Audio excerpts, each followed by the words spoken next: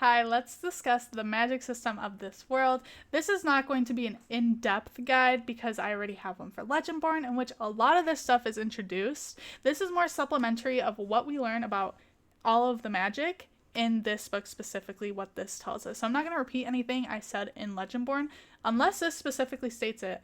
I wrote down whatever it said, okay? So if this sounds interesting to you, if you're in the right video, sit down, relax, get some drinks, do what you gotta do. If you would like a character guide for this video or Legendborn, I have videos for that up, as well as full spoiler-filled reading recaps for Legendborn and for Bloodmarked up on my page now. The character guide is also spoiler-filled. Now, let's get into it. I cannot, unfortunately, see without my glasses. I do have to pay to see. So, the magic system on the Order side, we're going to start there. We have Camlan. That is the ancient war between Legendborn and Shadowborn forces. Arthur's awakening signals it. There have been 8 Camlans since the spell was cast. It occurs every 200 to 300 years, and they can last either months or years. The Regents. They are the current leadership of the Order of the Round Table, the spine of the Order in the absence of a king and when one is called. Having convened in full in a decade, they must be Legendborn. They're selected by predecessor. They shed allegiance to their bloodline when the title is taken. Only 3 people at a time can hold the title of regent, but there have been hundreds of them elected by Legendborn families over the years, and they cannot be lieges. The Regent of Shadows oversees the Merlin military, the Mage Guard, the Order's intelligence network, and the security forces, including the King's Mage. The Regent of Light oversees all society's operations in the Onceborn world. They lead recruitment and management of thousands of vassals across the globe. The Merlins that report to them are tasked with maintaining the code of secrecy and mesmering anyone who knows too much. The leader of the High Council of Regents is the Keeper of Legendborn Records, the Keeper of Order Society, and the Commander of the Table when it is not gathered. A Seneschal is to be appointed, and they have to be a Master Mage for decades. Each Regent has its corresponding Seneschal with them. A Master Mage is someone who teaches young Merlins how to serve the Order. An Awakened Scion of Arthur is the anchor of the Spell of Eternity, the living, breathing embodiment of Legendborn power. Blood and life fuel the magic that binds the spirits and enhance the abilities of the original 13 knights to their scion descendants. Death by Shadowborn demon will kill the spell too, and they are the head and the crown of the Order. The rite is pulling Excalibur from the stone formally and intentionally to claim the title before the Regents to initiate transfer of power and make it official. It's a 1,500-year-old magical ritual where you oath yourself in service to the entirety of the Order, and the Regents take the oath of service back to you. It's a mutual commitment between the Regents and the King, and it's a first step towards honoring who you are and oathing yourself to the good of the Order. The Order of the Round Table. The completed Round Table is 26, 13 scion descendants, each with a bonded squire. The peak power requires 26. It's made up of 2 factions, which is modernists, who are vassals who care about money and reach, and traditionalists, who are vassals that serve the lines for generations and want their warrior children honored. They used to hunt and imprison rogue ether users for using magic they didn't understand and couldn't control. The Lodge. So this currently has triple ward around it. So the first is against the glass and brick all the way around against impact and intrusion. The second ward is in the woods, and the third and last ward follows the tree line and stretches in a wide curve to make a massive circle of Battle Park with the Lodge at its center. Pendragon coin necklace. So this is the sigil of the line of Arthur on one side, which is the dragon rampant, and the Legendborn symbol, which is a 4-pointed diamond overlaying a circle, is on the other side. This was Nick's necklace that he gave to Bree, and now Bree wears it.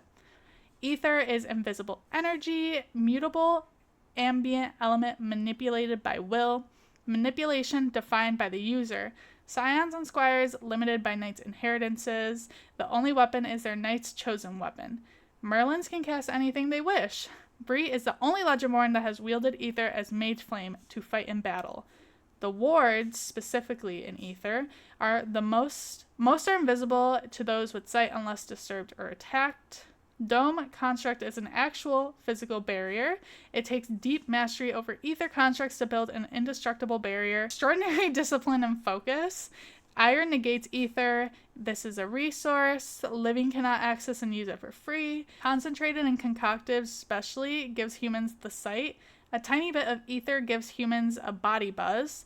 Cast with faith and intention, and you cast and formed because of the Legendborn will it so. The Mage Guard is the elite military unit of the Order's forces. There's 24 Merlins. They have to have undercut hairstyles. They are securing the safety of the regents, take on most dangerous Shadowborn. When the sovereign is crowned, the sole purpose is to protect the king, and they wear silver Legendborn symbol. Merlins, a sign of power and age for them is the length of their canines. They have ether abilities from birth. Some wear armor just to not have to cast it mid-battle. Shapeshifting is a rare ability. They cannot be healed by Gawain's swins, and they are Cambions. Oaths are belief and intention combined. Oaths are the antithesis of Demonia. Oath bonds are extraordinarily powerful magic. They elicit responses from bonded parties before they can think.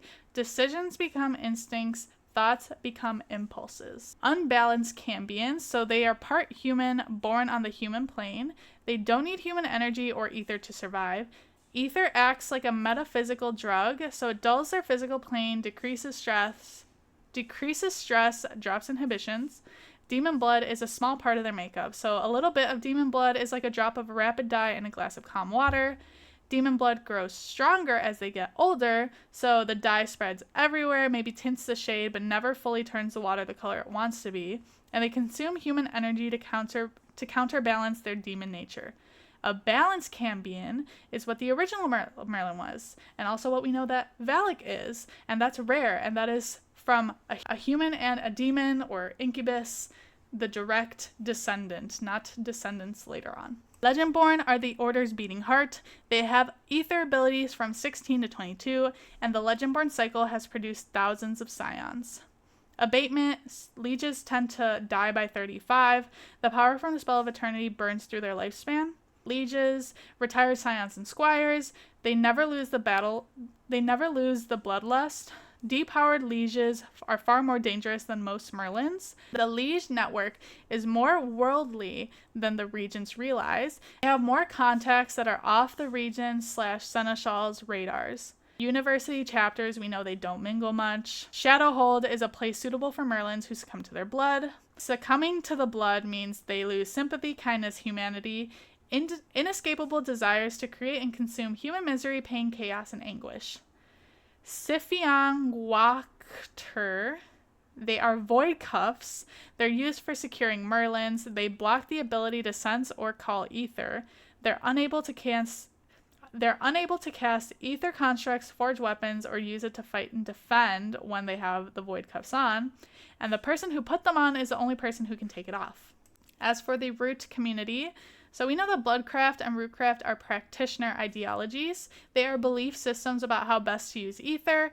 Everyone is raised on slightly different beliefs, but there are three methods that the living can use to access it, which is borrow, bargain, and steal. Rootcrafters believe in balance. Magic is not theirs to own, so they preach borrowing. They commune with ancestors to request access to ambient root. There's no limit to how they use it after that, healing to memory walking. A lot of Rootcrafter women keep the practice private, so like within their families, from their husbands. Typical Rootcrafter opens a single pathway to one ancestor to borrow power, then they return that power when they're done. Rootcrafters believe that Bloodcraft is cursed magic. They bring offerings to ancestors, so collections of inorganic, organic, fresh, or used to be alive items.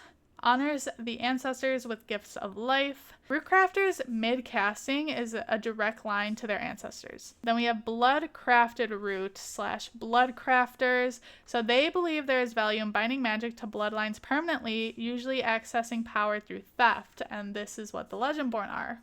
They are not required to steal power, though. They can make a permanent bargain for power instead. Typically, for Bree's case, this power is used defensively, not offensively. There's binding ancestral power to bloodlines permanently. It brings too much power from the realm of the dead to the living. It disrupts the balance on both sides. Blood is the gateway. So for Bree, it connects her to the dead in two ways. To the power of thousands of ancestors on one lineage, and to the power of one who lived over 1,000 years ago on the other. It's a trap for descendants who bear it, and it's a binding from birth. Root is what root crafters refer to what the Legendborn call ether. They call it with intention. Think of the power possessed on the person who gave it to you. Calling too much and opening the furnace too wide allows the hunter to find you, at least in Bree's family's case. Vera's Bloodcraft spell is red root flames igniting from within and flows from the body. Only when attacked. When Vera possessed Bree, the red root furnace inside her chest opened up like a wide burning highway to every ancestor she'd called upon to fuel the original Bloodcraft spell. A medium. Typical medium noise that comes and goes would be like faint murmurs when you use your powers. All locked up means you don't hear directly from the dead unless you ask someone by ritual. Medium possession is channeling a spirit forward to the living. It's extremely rare. Channeling in opposite direction is even rarer. Bringing another living being into their ancestor's body is just never heard of. It's potentially tapping into the genetic memory of that ancestor, and this is what Bree can very easily do in her dream walks by bringing Nick and then later Cell into the memories with her. Communing with ancestors requires a connection that runs in both directions, so spiritual and physical, open channel on both sides, tying each party to the other. The place between life and death, also known as the ancestral stream, so it is a moss-covered mound in the center of a growing forest. It's ancient and alive. Bree is the blade. Streams serve as passageways, bloodlines made manifest. Walking with intention and purpose can open or close pathways to any of their ancestors. A granny woman is a root doctor, an herbalist, and there's not many around. Bree's mom's altar. So it's set on a small wooden milk crate. It's a shallow ceramic bowl filled with dried medicinal wildflowers, 3 crystals in a pile from mom's jewelry box back home, an oval-shaped bloodstone, a 3-pointed rose quartz, and carnelian that fits inside Bree's fist. Tall jar of dried figs, and her mother's charm bracelet on top of black cloth. In the same vein of the Root Crafter community, but specifically for the stuff we learn at Crossroads Lounge. So Crossroads Lounge specifically, they have a dragon-shaped skull mounted over the neon blue sign. Their symbol is a circle made up of 4 arrows, all following each other to make a closed loop. They employ magic that can manipulate space at the building itself, and going to the crossroads at midnight to meet the man in black, the devil, is like where they got their name from. Warlocks have pack magic. They are humans who bargain for their powers. They made a deal with the devil, so they sell off something, the firstborn, some years of their life, and they gain some of the demon's abilities. Unregulated bargains are done without a broker. When the language is not exact, there is creative license that will be taken, and they never serve the weaker being. The stations are how they move the root crafters whose powers are big enough to draw attention from Merlins. Uses the technology and knowledge left behind from the Underground Railroad, and it's to keep their people safe. Volition, so this is covered with a giant barrier the ancestors hold to keep everyone safe. So it's rootcraft made, ancestor forged. It hides the sight of the people inside, so if you're on the outside looking in, you can only see an empty historic building, and same with the sounds. You can't hear what people are saying inside the barrier. It is a gravesite and refuge. It's a site of mourning and hope. Communion circle inside of Volition is an amplifier for ancestral stream. It's a call boosted, so you can talk to all of them at once instead of one at a time, and you can ask for who you need directly. To be bloodmarked, that means that a demon has marked you so that you can't get away from their bargain later in the future. Magic we learn from the demon side. So demons specifically, they are chaotic, spontaneous, animalistic creatures. They need to think past their instincts to survive in the human plane. They originate in the hell dimension where they thrive. They become a form of undead when they cross over via gate.